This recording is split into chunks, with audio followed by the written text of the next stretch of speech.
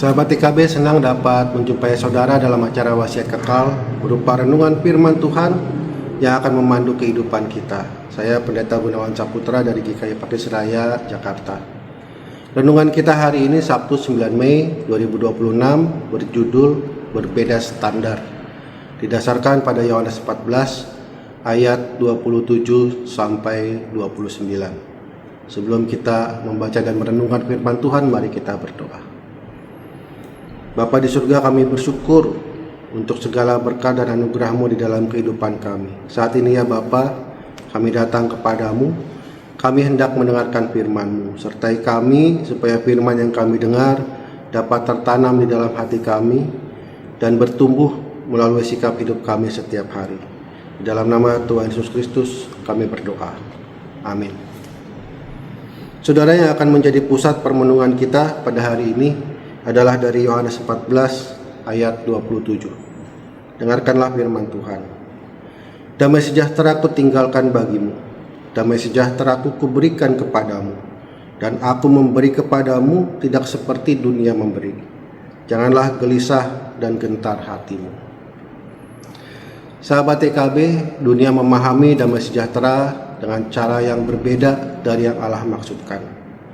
Bagi dunia, damai sejahtera terjadi ketika tidak ada permasalahan, ketika kondisi keuangan stabil dan relasi berjalan dengan harmonis. Damai sejahtera kerap dimaknai sebagai keadaan tanpa beban hidup. Sayangnya, standar yang digunakan dunia tersebut bersifat tidak kekal. Dalam pengajarannya ketika Yesus hendak berpisah dengan para muridnya, yang menyatakan bahwa damai sejahteranya ditinggalkan bagi mereka. Dengan kata lain, ada model damai sejahtera yang berbeda dari yang dipahami oleh dunia.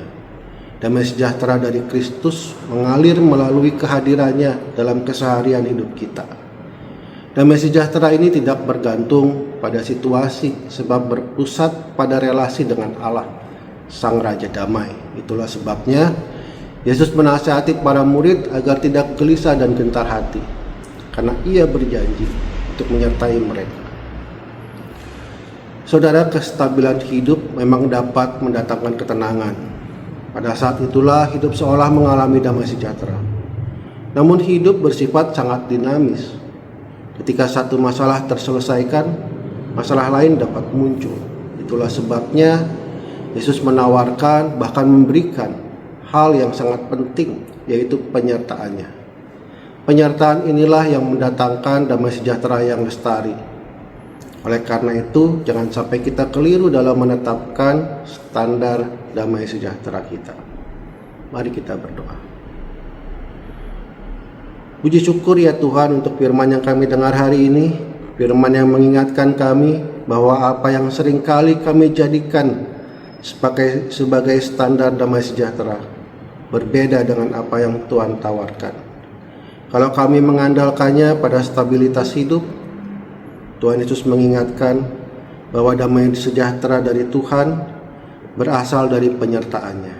Karena itu ya Tuhan, mampukan kami agar senantiasa memelihara relasi yang baik dengan Tuhan, dengan melakukan apa yang benar, dengan menghindarkan perbuatan-perbuatan dosa, agar relasi kami dengan Tuhan senantiasa terpelihara baik, dan penyertaan Tuhan yang adalah sumber damai sejahtera senantiasa menyertai kami. Di dalam nama Tuhan Yesus Kristus kami berdoa. Amin. Demikian renungan kita hari ini. Jangan lupa subscribe, like, dan bagikan kepada yang lain. Tuhan memberkati.